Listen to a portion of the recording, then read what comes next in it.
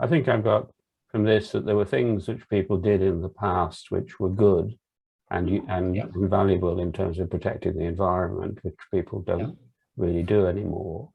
And that you did things like planting trees in the past, which you don't do anymore.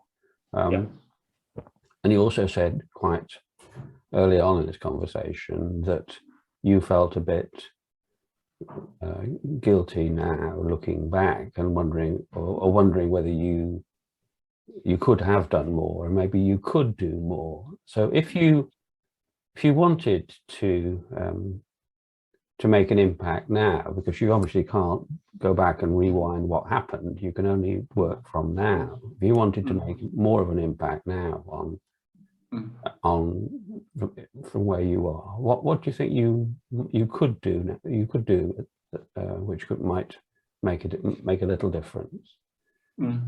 Yeah, the few things I've been trying to do lately. As I said, I have a bit of passion for farming, and I have a small farm where keep some animals. We keep some cows and chicken and all that.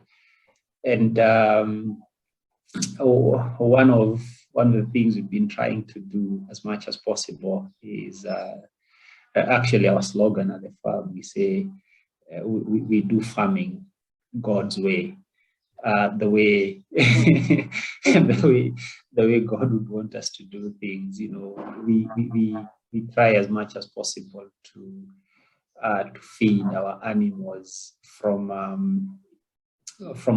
the proceeds of our own farm. We grow the animal feeds from the farm.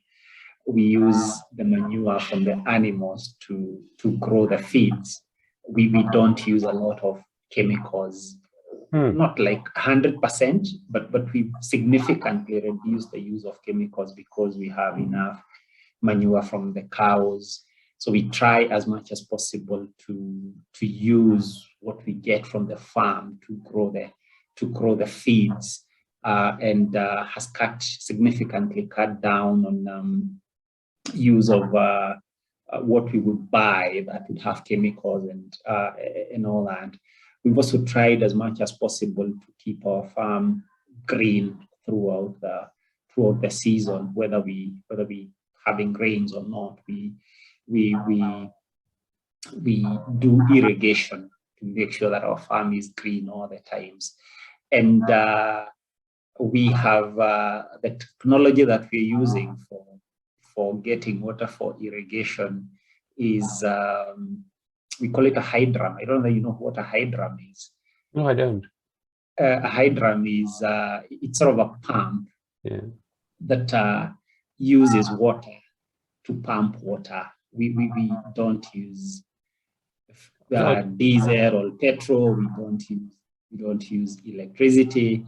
We use water to pump water, and you're able to get about 5,000, 6,000 liters of water every day from the river into our farm for irrigation. So we feel like we're doing it in a responsible way. We don't necessarily have to use, like, fuel. So we're using the same water. It's a very simple concept that has been applied everywhere. Unfortunately, not many people can afford it because the cost of installations and all that, it's quite on the higher side. Not every other farmer would be able to afford that, but that is what we use. I would want to do more trees on my small farm. I think we've not yet gotten there. So those are some of the things that we're currently doing. I don't know whether it's making an impact. I hope it is. That's it.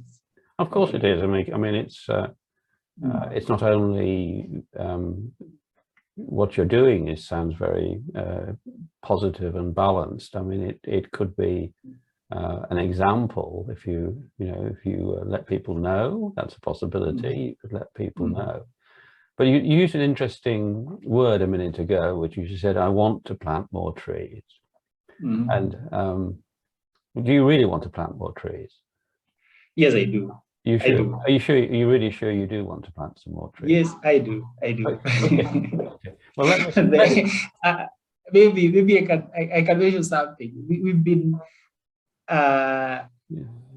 I've been like let me give you an example. In March this year, I planted about 300 trees, but all of them were fruit trees. Yes. You know?